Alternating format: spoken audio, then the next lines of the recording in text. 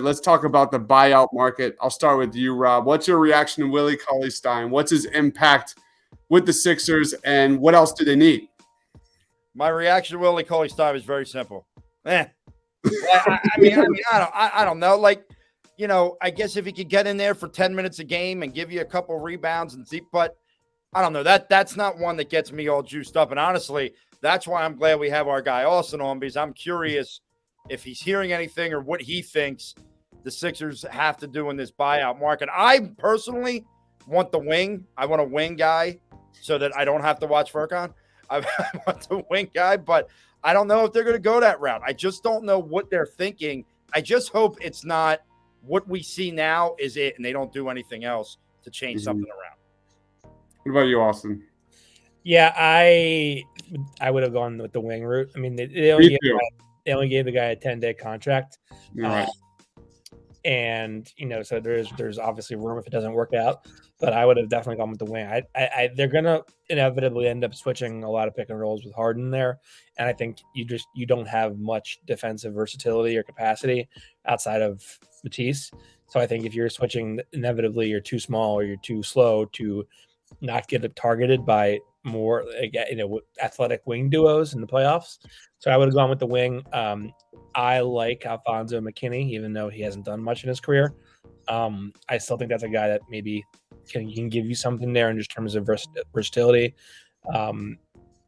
And the idea of the big man, I think, is more so like you can make a bunch of different guys work with James Harden because of his ability to make lob threats effective.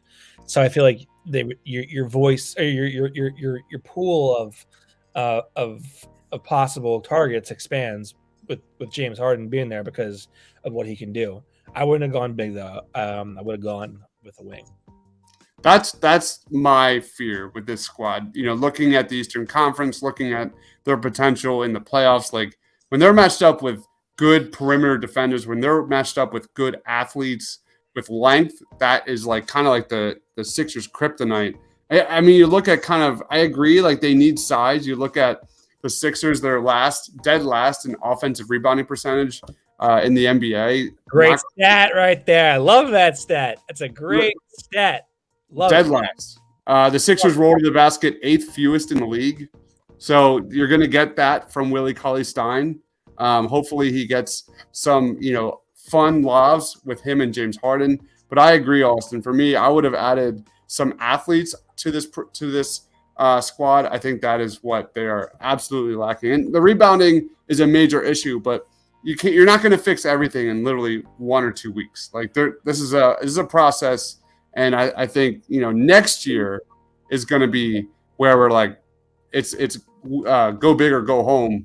But this year, I think we need to have some realistic expectations. James says, yeah, Rob, you look like you have something to say. Yeah, I was just going to ask Austin, like if more guys become available as this buyout market continues, do you think that they're done, or do you think they might be a player for certain guys?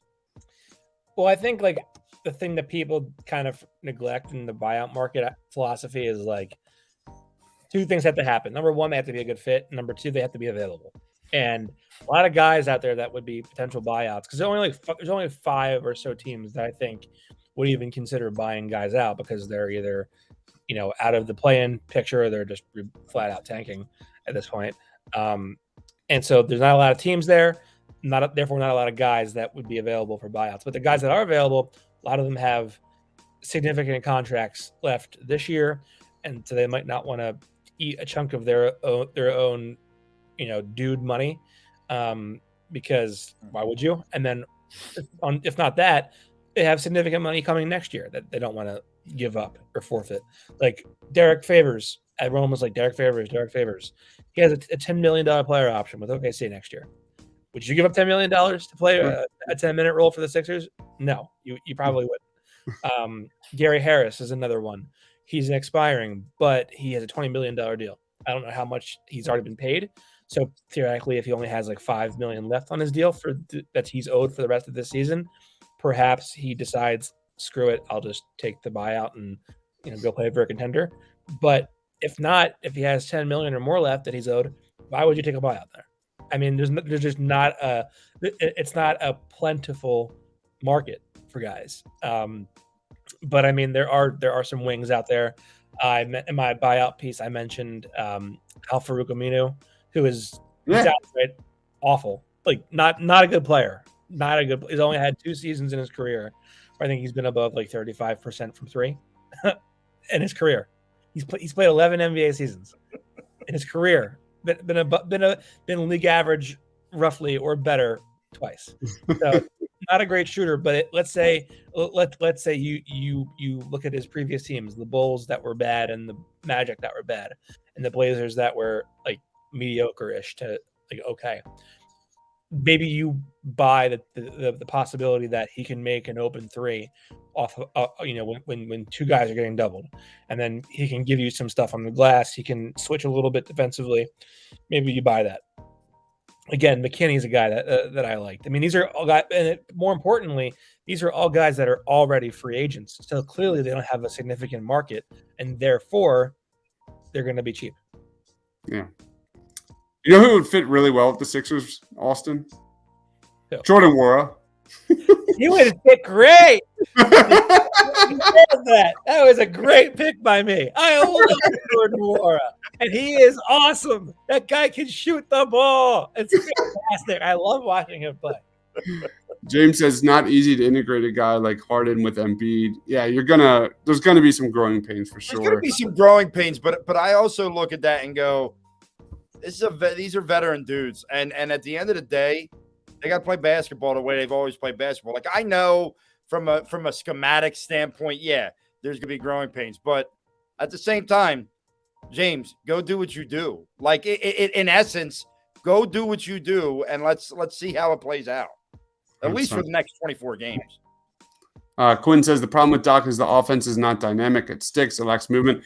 This offense is going to get even slower, right, Austin? Like they were among the slowest pace in the NBA before James Harden. That ain't getting any better.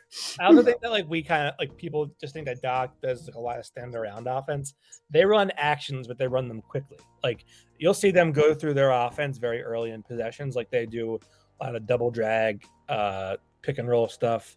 Horn stuff, but they do it very early in their offense, and they don't really recycle that. And then their second look is going to be like an Embiid post up because it's a very efficient look. So that's probably why you don't see much of that. I don't want to say anything about Enes Freedom. He sucks. No. And last thing I need is Nick Adams cheering for Enes Freedom. Keep that guy away from the Sixers, please. Yeah. How about Kent Bazemore? Any thoughts on Kent Bazemore? Ennis put him on the bench. No Freedom. Put him on the bench.